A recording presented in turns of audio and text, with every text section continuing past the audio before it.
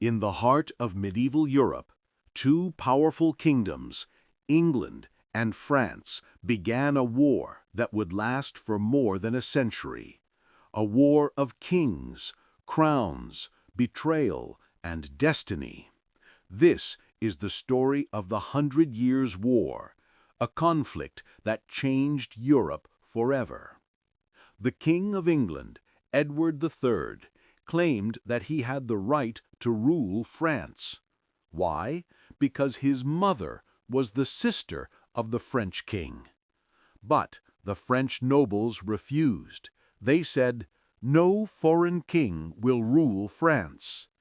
Instead, they crowned Philip VI as their ruler.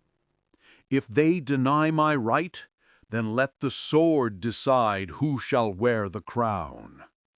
The English army was small, but deadly. They had a new weapon, the longbow.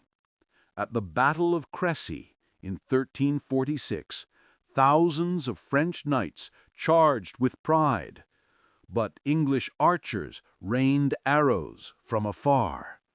"Charge for France! Loose!" The sky darkened with arrows. When the battle ended, thousands of French nobles lay dead.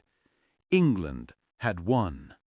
Then came another victory, the Battle of Poitiers in 1356, where the French king himself was captured. France was humiliated. In the heart of medieval Europe, two powerful kingdoms, England and France, began. Joan's death, the French continued to fight, harder than ever.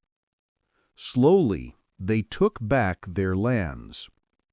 By 1453, after 116 years of war, the English were driven out of almost all of France, except for the port of Calais.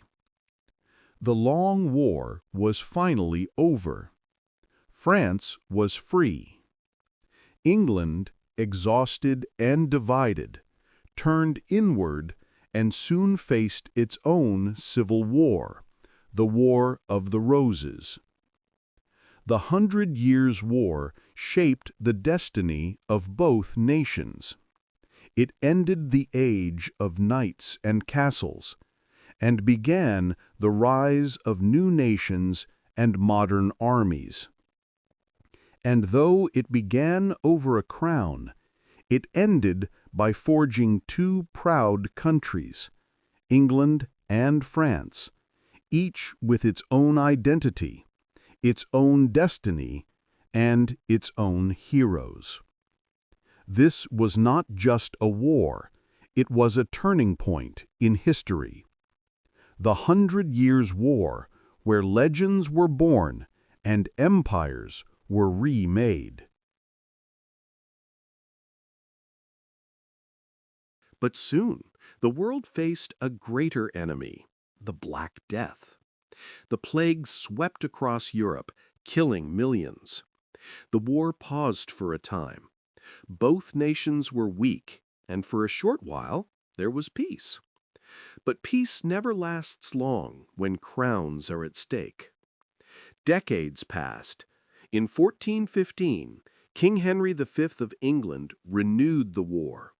He was young, brave, and ambitious. "France belongs to me, by right and by God's will." The two armies met at the Battle of Agincourt.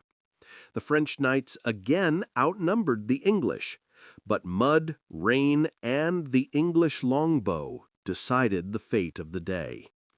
The English slaughtered thousands. Henry V became a legend.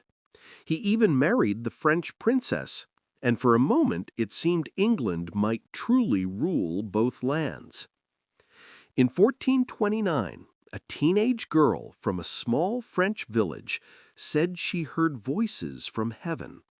Her name was Joan of Arc. "God has chosen me to save France."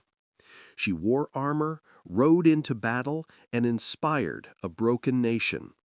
At Orleans, she led the French to victory, turning the tide of war. For France! For Joan! Her courage gave new life to France. But soon she was captured by the English, accused of witchcraft, and burned at the stake at just 19 years old. Her death shocked Europe, but her spirit lived on.